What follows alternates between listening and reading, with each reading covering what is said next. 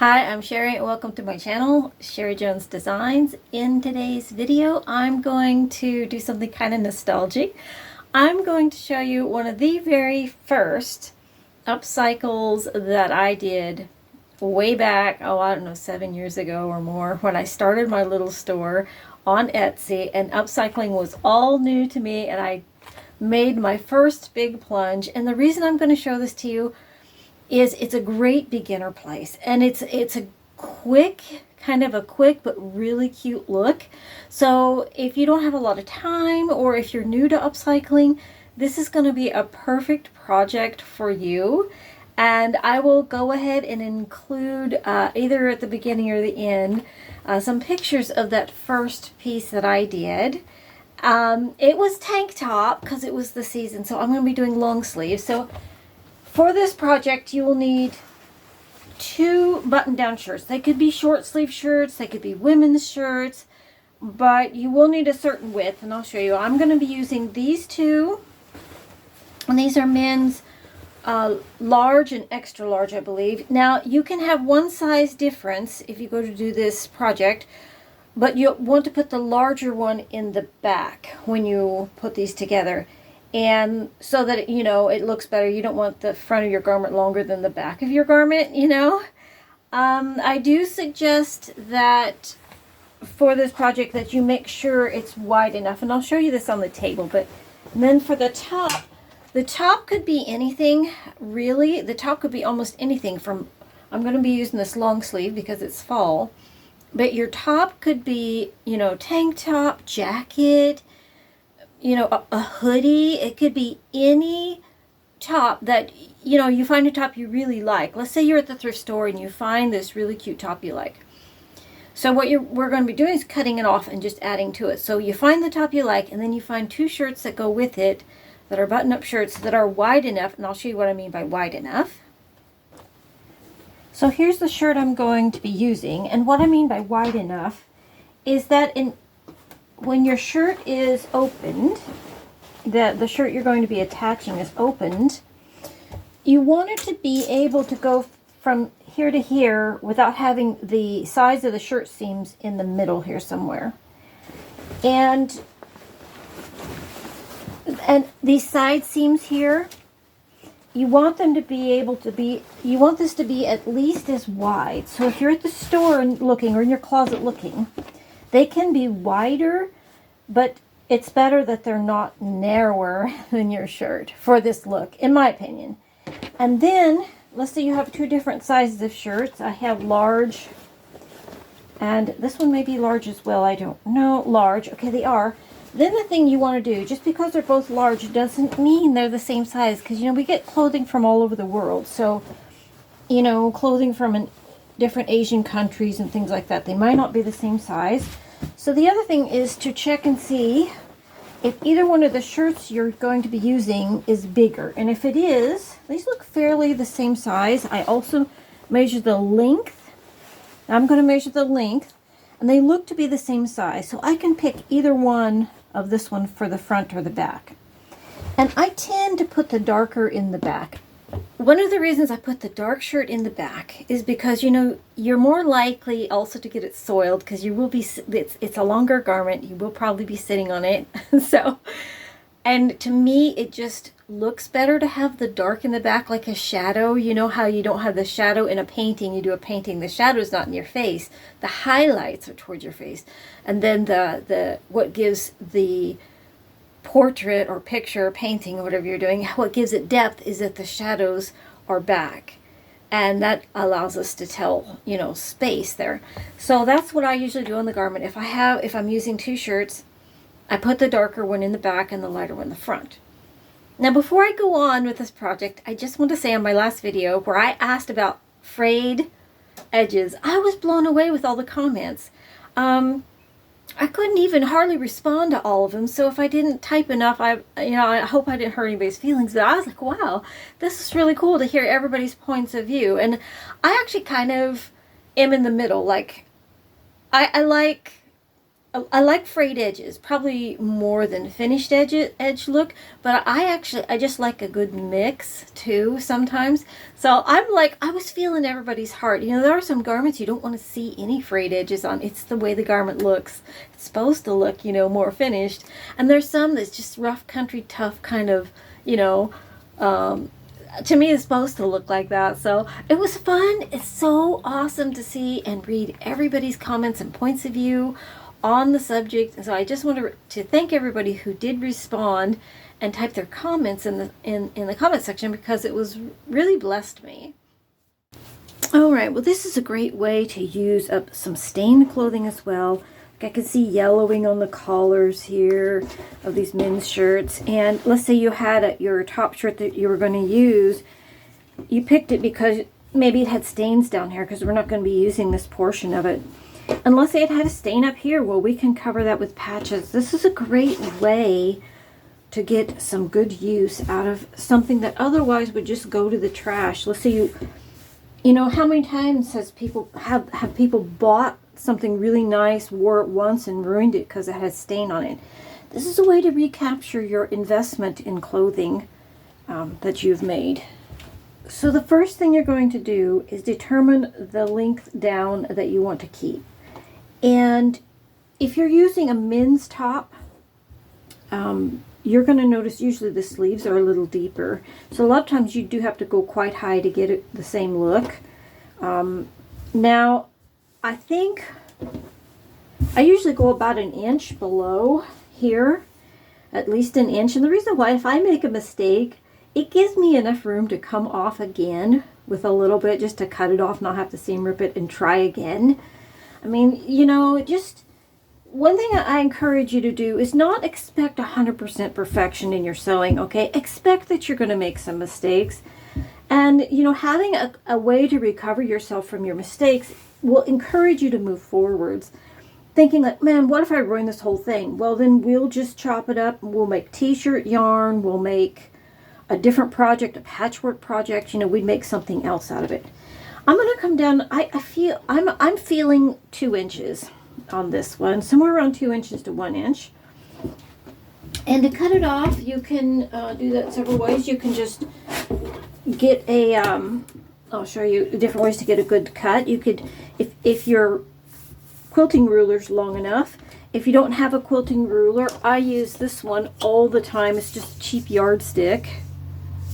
I didn't know where I got it from, but yeah, it says Meeks, but I guess it's a lumber store, so I'm guessing it's where I got it from. But you can buy these fairly cheap. You can get them in metal or whatever, and just put it across here. You can use you could draw it. If you're worried about cutting straight, another thing you could do is use something like this, one of these rotary cutters, to get a nice straight cut on here. I guess I'll just use my rotary cutter. I already got it out, and I think I'm going to come down 2 inches on mine.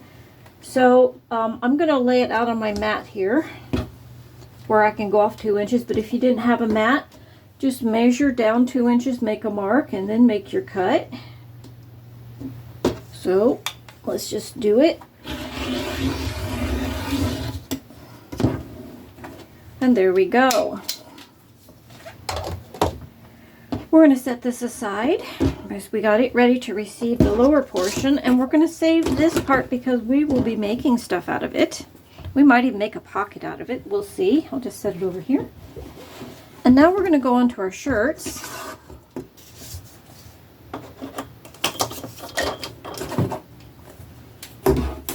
And what you're going to want to do for each one of these shirts is something you've seen me do in other videos.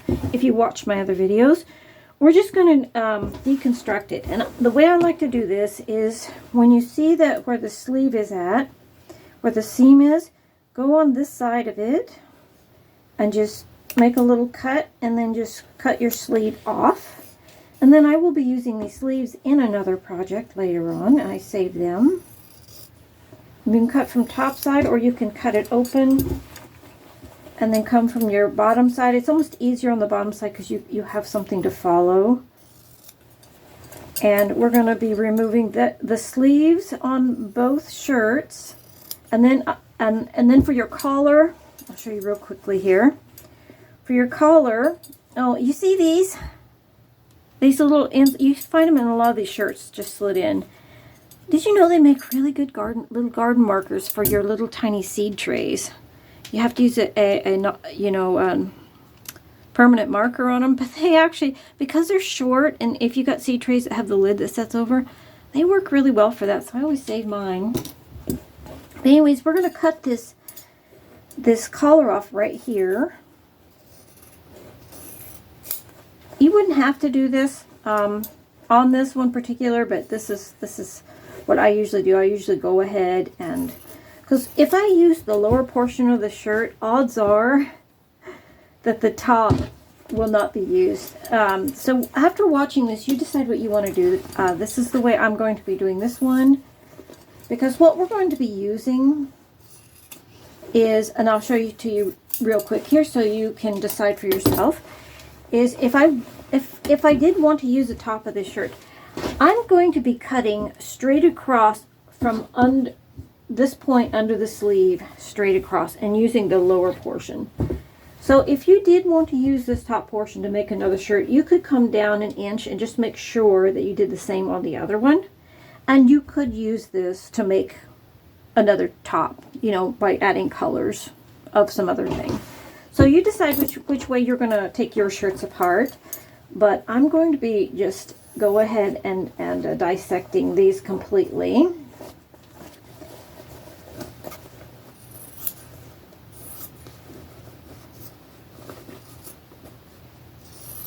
Now what we're going to determine is the length. So this is a cute look, by the way, of itself. It's just attaching like this, but that's not what we're going to be doing. What I'm going to do is lay my shirt on here and make sure that my length from the point up here to the point down here at the hem, that is the length I want my tunic to be. So make sure your garment's laying super flat like this. Let's do 29. Okay. All right, so I've decided on a total length of somewhere around 29 to 30 inches. And so I'm going to be cutting mine here. And I'm just going to cut it off. I've got this here to follow.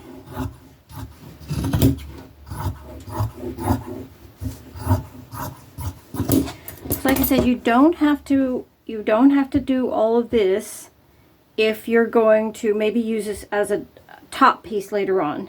I will just be using this for patchwork and then using the sleeves and something else. Okay, so now I'll show you what that would look like. Of course, if you're not going to cut the sleeves and everything off, you would just lay out your shirt, get it nice and flat. And now I can, if I want them exactly the same size, this is my back one.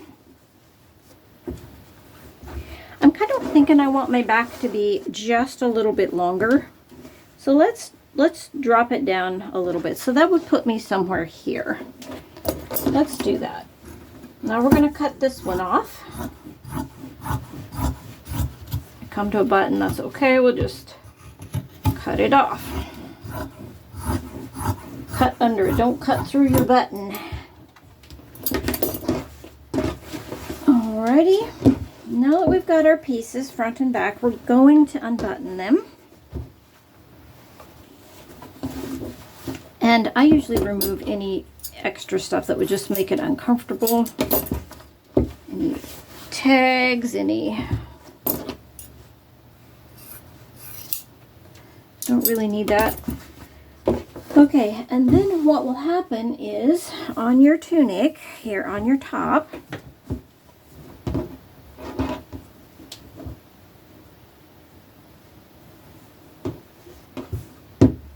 is you're going to put your front piece right side, and you will just be attaching it. I make sure it's straight here.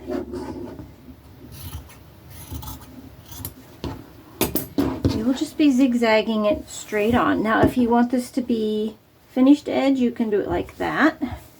And you don't have to use zigzag, you can use a straight stitch. And just go straight across like that. And then we're going to do the same on the back side. I'm going to go to the machine and show you how to do that. And then this will fall and create a really cute little tunic. In order to know where to start, so you don't get the garment like this, what you can do is you can measure off both sides and then pin it. If you're going to sew it, if you want a finished edge, then you will pin it this way and sew it all together, and then you're going to flip it down like that. I'm going to measure both my sides. Another way you could do that is to go fold this, find your center, fold this, find your center. That's a nice quick way to do it. You go like this, put a pin in your center, or mark it with a marker thing, a clothing marker, chalk marker, you know, like I could do that. And then I could fold to my center like this, and now I have center to center. And then I could just take that pin. Here's my center. It doesn't have to be, you know, it doesn't have to be like exact, but you're really going to notice this if it's too far out. I hope my head wasn't in that whole shot. Anyway, it's tricky. Filming is tricky. You have to try to be the actor and the producer and it's tricky. So anyways, we're going to do that front and back. I'm going to take this one right now to the machine. Okay, so now we are going to start. I'm going to use a zigzag because I'm going to have little raw edges along the top here for this little rustic piece that I'm going to be doing. Another thing that you could do is put this is also, I could do this. This is very popular. Put the knit on top. By putting the knit on top, you won't have any fraying. So that's another way to finish this. We'll just do that. Why not? I'm going to go ahead and start in the middle where my pin was at because knit does tend to stretch. And now I'm going to use a zigzag because zigzag will stretch with knit. Whereas your straight stitch does not. If you use a straight stitch, just stop and back up every now and then, and that'll make it really strong. So when it stretches a little bit, and it shouldn't stretch because this is non-stretchy, but if it tried, it will make it so much stronger, especially if you're sewing knits to knits.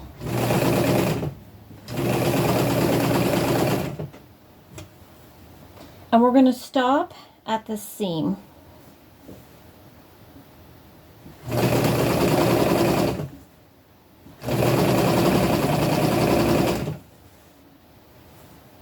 And this seam here to me doesn't matter. I know I've got it centered, so I'm going to stop when I get to that seam.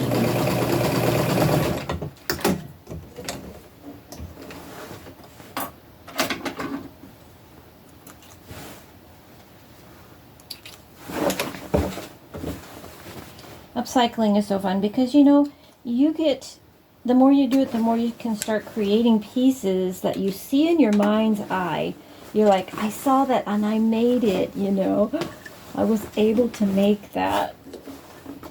And that piece is your own design, you know. It's your own, just like drawing and other artwork. And I think, you know, it's just our nature to want to create. I think it's a God-given gift. So, okay, here we go. I'm going to come back the other way. Sew it on. And I make sure I'm not stretching this. You don't want to stretch your knit.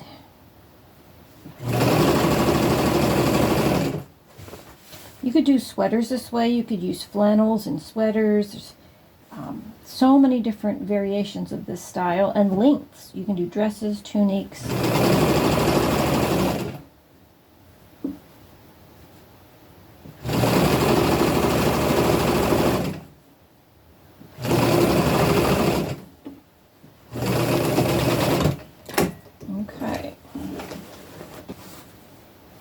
Okay, I want to make sure that my right side is up. Finding my center here on from the seam to the center. And then I'm going to put that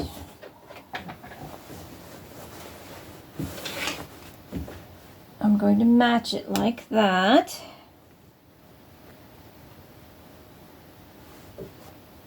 The reason I start at the center with knit is because I do it because it just gives me less chance of it stretching or growing on me as I get across the garment. The seam may not look quite as neat as if I started on the other side.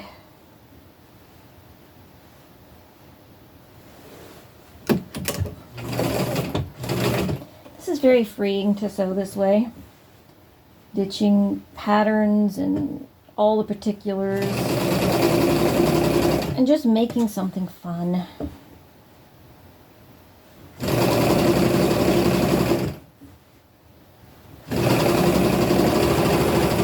This.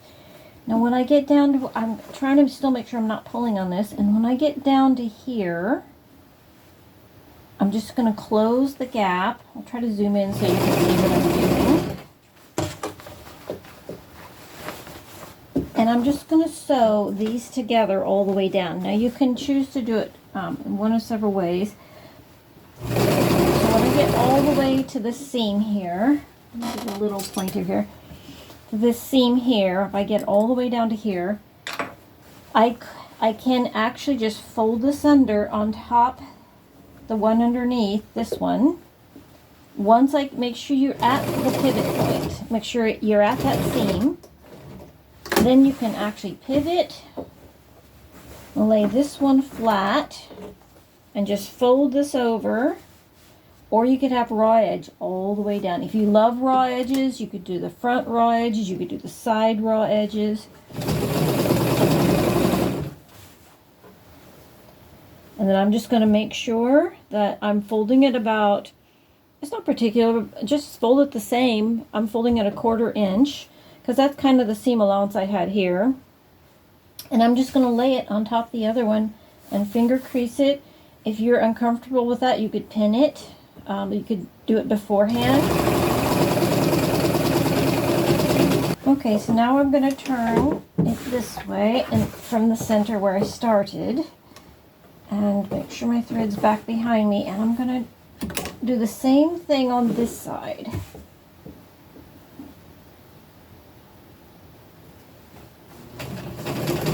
Make sure I backstitch to lock it in, and you could use, remember, straight or zigzag for this, or a decorative stitch. You know, you could use any color thread you want, any type of stitch you want, and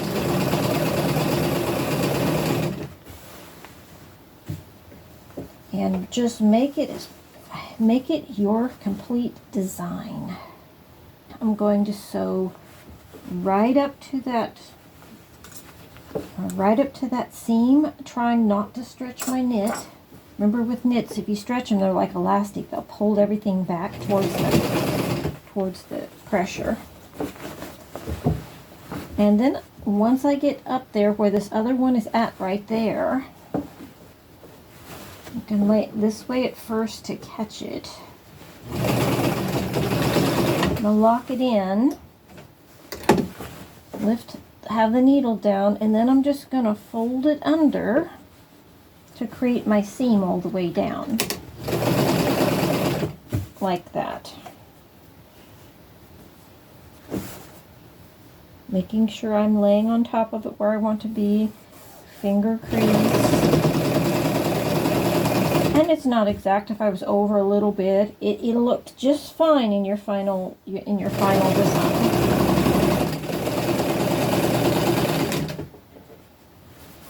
These will be, one of them will be longer, that's okay. Doesn't matter. It'll look fine. If you don't like that, and I have done this before, because some shirts are wider in the middle, like some are more fitted, some are not. What you can do, and we may even do that this time, but you can cut this and hem them exactly the same length. You could even measure, let's say on the other side, let's say you wanted it this side.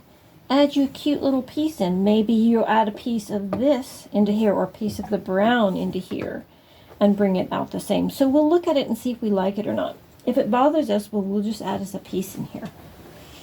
Okay, let's see what we got so far. We got decorating to do, but this is the basic of it. Well, so far, this is what we have. It hangs down like that. Isn't that cute? A little pair, like a pair of jeans or leggings. And we're not done because we can do pockets. We're going to decorate it all up. But look how fast that was to create a piece. You see them all the time on Etsy like this, and they'll have sometimes upwards of $80 on them decked out. So now let's add some embellishments and let's make it a really fun piece. Now, if you don't like, or if you don't like pockets, you wouldn't be doing that. If you had a really busy top, also, you know, that you don't even have to go any further than this to make your piece. You know, you could just do 2 shirts and this shirt and call it a day. Because I have quite a plain top here, I'm going to be adding some patches, some embellishments, some pockets, and some things. So let's get started. I think I like the sleeves the way they are. I don't think I'm going to change. Sometimes, you know, I'll cut them off and do like a little gathering or something. But this shirt that I'm using is so soft that I'm not going to change any of that. So let me get some things together and I'll show you what we will be doing. If your shirt that you used has pockets like this, if you've got, a lot of shirts have double breast pockets or chest pockets, and what you could do is use those for your pockets on the front of your garment. Now I'm going to bring some of the back color around the front because I like to do that and kind of tie the garment together. I'm just going to make one nice size pocket. I'll show you what I'm doing. I'm going to be using the pocket from this shirt, and I'm going to cut it a little bit big. And what I like to do is sew around this edge and leave the back open as well, so you actually have a double pocket. And then I'm going to be putting on the other side where there is no pocket. If I was making this just for me, I'd probably put 2 on there because I like to. A lot of people don't like any. So this will be over here. I'm going to do some cute patchwork down here, and I'm going to be putting some stuff up here. So the problem with this is now, if I want to put any cute design on here, I'll either have to try to fit this over my machine, or I'll have to hand stitch it on. I haven't figured that out yet, but I am going to go sew the top of my pocket like that, and then we'll be pinning it on. And I'm actually going to leave the raw edges. This is what I mean by I like a mix of finish to raw. I usually have my raw edges in my patchwork and my pockets, in the accents. Sometimes I have it everywhere, but most of the time it's just accents. So this will be hemmed over, and I'll be sewing that. I'm just going to zigzag that on, and probably some sort of either a button or some sort of something on that. And then for the other patches, I will just be taking some random colors. For my theme on this one, I've decided I will be using some of these cute little vintage birds that I have. I love this sheet. I have not been able to find this again. I got like a king size double set of this vintage bird sheet that I've been using for a long time, and I cannot find it. I would love to get it again to have more of it. It's so sad that I just can't find it. It's so rare. This would have been cute too. The little owls. And this is a piece of fabric I got from somewhere. I don't even remember where I got that from. And then I could have also used the little ones that I make and put them on there. That would be cute. I found this cute little bird fabric somewhere as well, and it would be really cute. So I've got a lot of thinking to do here as I put them on. You know, it's what you like. You know, if you like garden stuff, you know, here's another one that's just, you know, flowers and things. You know, looking for the things that you just enjoy wearing and being around, in the colors, and then having a garment made like that. It's a good feeling. It's a really good feeling. Okay, so let me keep working at this. I'm going to cut some patches and I'll show you what I come up with. Okay, so I went and just got bits and bobs of things. I found this. I'd cut off a shirt. So some portion or all of it will go here, I think. I've got some patches. I zigzagged my pocket. I'm gonna have to hand stitch this little bird on, but I really like the little bird. And then on the back side, I've decorated it with some cute little patches right here on one corner. And so now I'm going to go to the machine and I've got everything pinned in place where I want it. And I'm going to sew it all on, and then I'm going to show you what we've created.